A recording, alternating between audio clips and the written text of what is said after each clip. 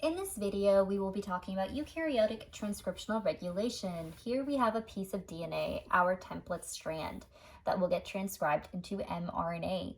The DNA has a coding region and a promoter region, which is located upstream of our coding region.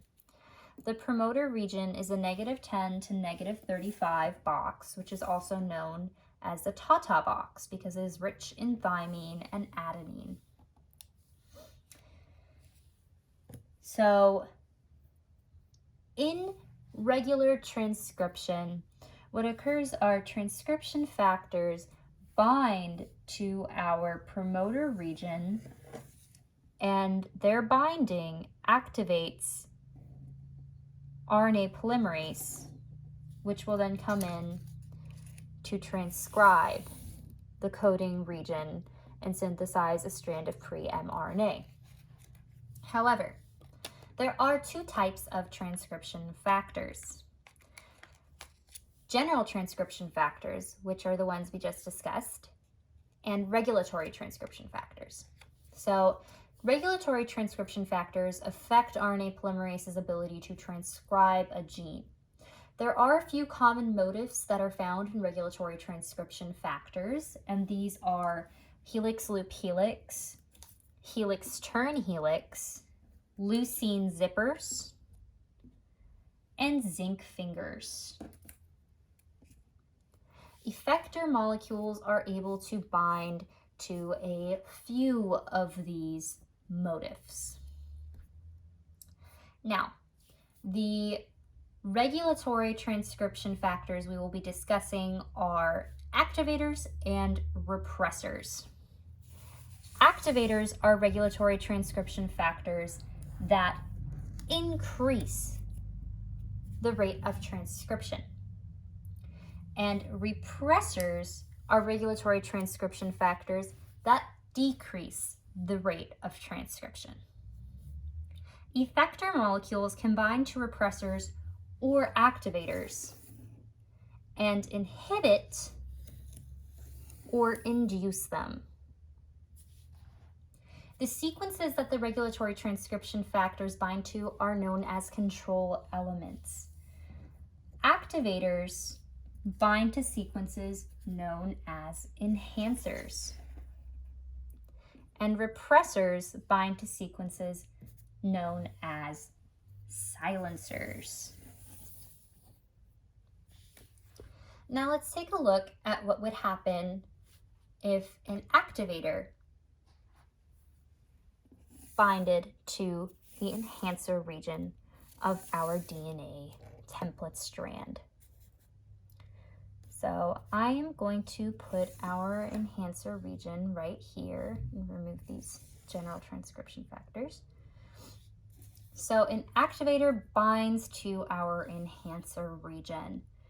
The activator will recruit general transcription factors to bind at the promoter region. So it's going to recruit these general transcription factors to bind here to the promoter region.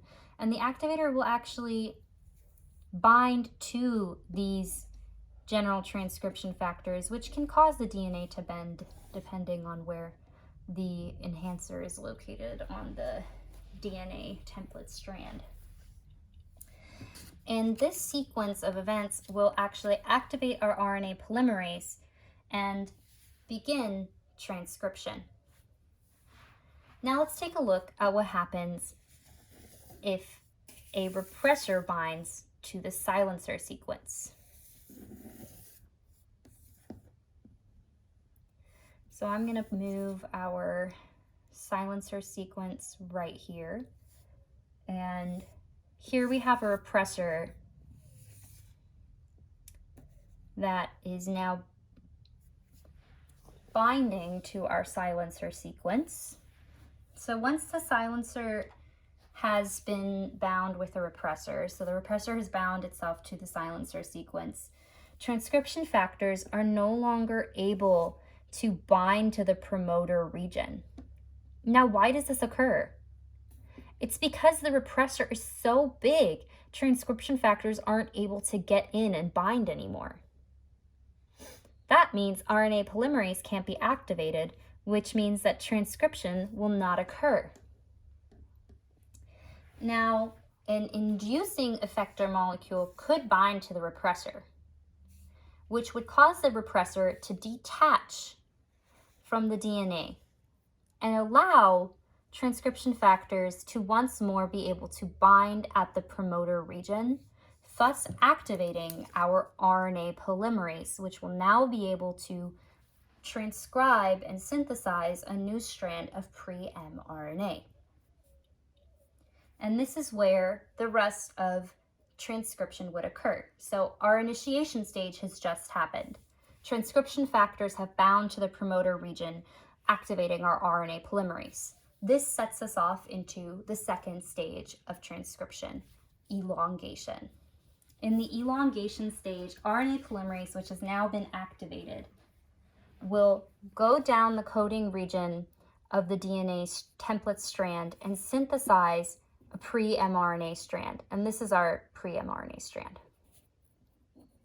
And it will continue to go down the coding region in the 3' to 5' direction until it reaches what is known as a terminator sequence.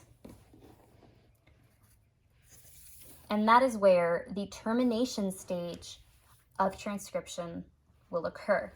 In the termination stage, RNA polymerase will detach from the DNA template strand, leaving our newly synthesized pre-mRNA strand free. Now, since the DNA was read 3' to 5', our newly synthesized strand of pre-mRNA was synthesized 5' to 3'. Now, before the pre-mRNA is ready to leave the nucleus, splicing needs to occur. In splicing, the introns are removed from the pre-mRNA strand. So pre-mRNA has introns and exons have the material that we want to export out of the nucleus, and introns we don't need. So that's why we have splicing. In splicing, spliceosomes bind to the ends of the exons and pinch the intron off. So the intron will be pinched off into this little loop and will then be cut out of our pre-mRNA strand, leaving us with only exons. Oh, let me turn around. However, before our mRNA is ready to leave the nucleus, we need to add 2 more things to it: a poly A tail to the 3' end and a 5' cap to the 5' end. And that is eukaryotic transcriptional regulation.